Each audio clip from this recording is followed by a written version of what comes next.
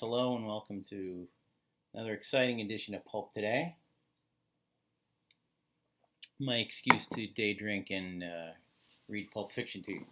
Last weekend, the thrilling detective website had a little party, a little Zoom party, and had people read things. And I read a section from Ed Noon number 7, The Violent Virgin.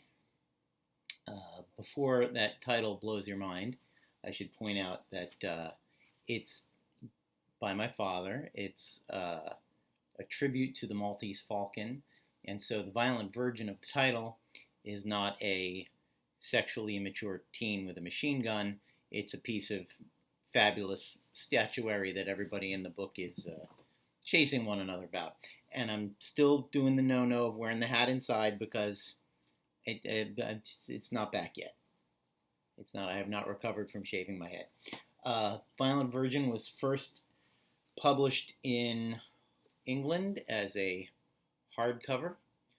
In both the British hardcover and the American, they decided briefly to try calling them all The Case Of, because I guess a new Ed Noon thriller didn't quite convey, and the guy shooting the guy on the cover, you need a case of to really tell the audience that it's a mystery novel.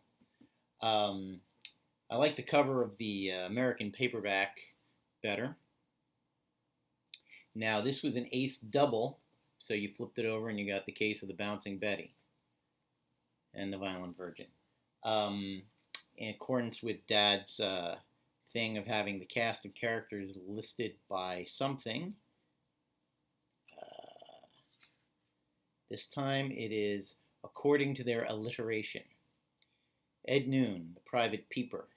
Opal Trace, the bothered brunette. Dean, the polysyllabic professor. Spider, the mean menace. Fat Harry, the fat four-flusher. Marlene Kelly, the righteous redhead. Duffy, the train timer. Schnapps, the dashing dachshund. Peters, the baggage boy. And some of them get obliteration. But I'm going to read the first chapter up to the introduction of Opal Trace. It's a fairly romantic description of the main character that I've always liked and found lovely. So that's what I chose to read on Sunday, or Saturday, and that's what I'm going to read to you today. Chapter 1. Rain is pretty. Even death in the rain has a pretty sound, although nothing could be more miserable or lonely or damp. But rain has a lot of uses. Besides selling a lot of raincoats and umbrellas and galoshes and making the proprietors of small stores very happy, rain can drag you into the nearest bar to get out from under. Especially if you're wearing a brand new cadet gray suit, and if you really feel like sipping some of the joy juice, that's just so much velvet. Rain is also the reason I met Opal Trace and took the craziest train ride of my private eye life. Opal Trace didn't die in the rain, but she came damn close to it. The rain came down on a Wednesday in November. They got together upstairs and decided to have a real ball. It rained steadily all morning and afternoon. What I mean rained. Buckets full, gallons, and waterfalls. By the time daylight died, Manhattan was a storm-tossed stone jungle. Sheets of aqua pounded the pavements, canopies all over town sagged under a heavy water load, and taxicab fleets did a whopping business.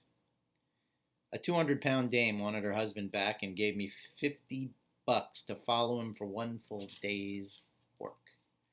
She thought he was straying and wanted proof because she loved the guy and her fears and worries about him were driving her nuts.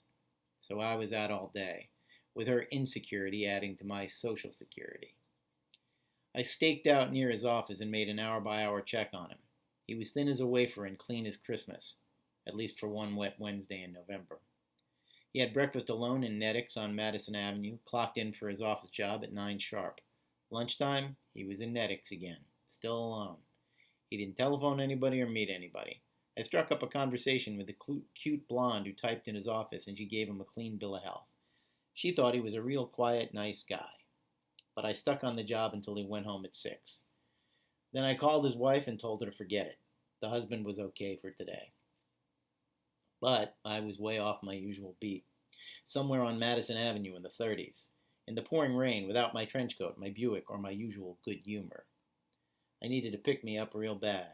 Sure, I had $50, but I was blue from the cold and lonely besides, and the cadet gray suit was having a rocky maiden voyage.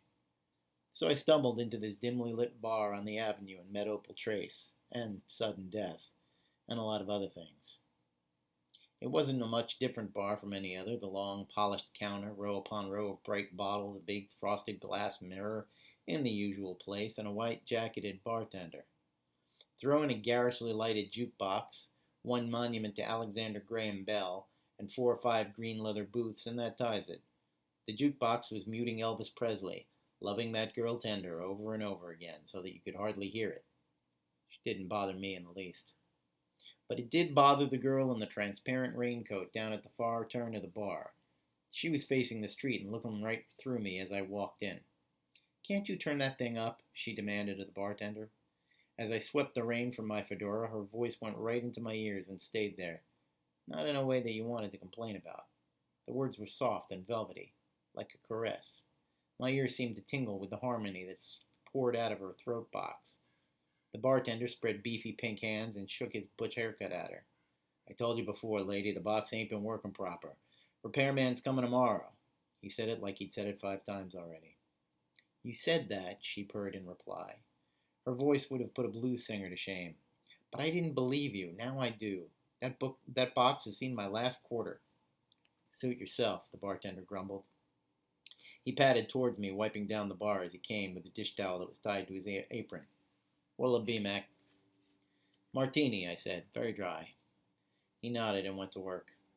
I made myself comfortable on the stool. My wet clothes were plastered to me. I shifted, throwing a glance at the woman as I did. She was the only other patron of the joint right now, which figured. It was too early. The office buildings were just closing shop. My eyes met hers and stopped. They had to. You just didn't look into eyes like those and turn away. Her voice was one thing. Her eyes were something else again, and she wasn't looking through me this time. I was getting along once over, too. Ever see a pair of glims that have the history of the world in them? You know, misery, shame, heartbreak, sudden death, tragedy, and happiness, pride, triumph, life, and comedy. Well, that's what the girl in the raincoat had in her eyes. It's a tall order, all right, but she had all those things in her eyes. They danced and died, held you and let you go, murdered you and gave you life. In a single stare. It was a little nerve-wracking. When my martini was ready, I gulped half of it down, thankful for a legitimate reason to take my eyes off her. But the action must have amused her. A low musical laugh filtered from her end of the bar. The bartender looked at me and winked. He screwed the tap handle in front of him and bent over as if it needed repairing, like the juke. But he had something on his mind. "This one beats me. Came in here about an hour ago. Put away 6 stingers like they were water, and still as sober as Eisenhower." I smiled. "Elvis Presley all she likes?" He made a face. "Look at her. Real ritzy looking. Maybe 30, maybe 20. Those clothes she's wearing didn't come from Macy's either. You figure it out." "I will," I told him. "Mix me another one." I gave him the $50 bill to break into little ones. He made another face. The jukebox went silent, and I turned to look at the girl again. She was fishing in a large blue calf purse for something, then seemed to change her mind and went back to her drink. The tall cocktail glass in front of her was almost empty.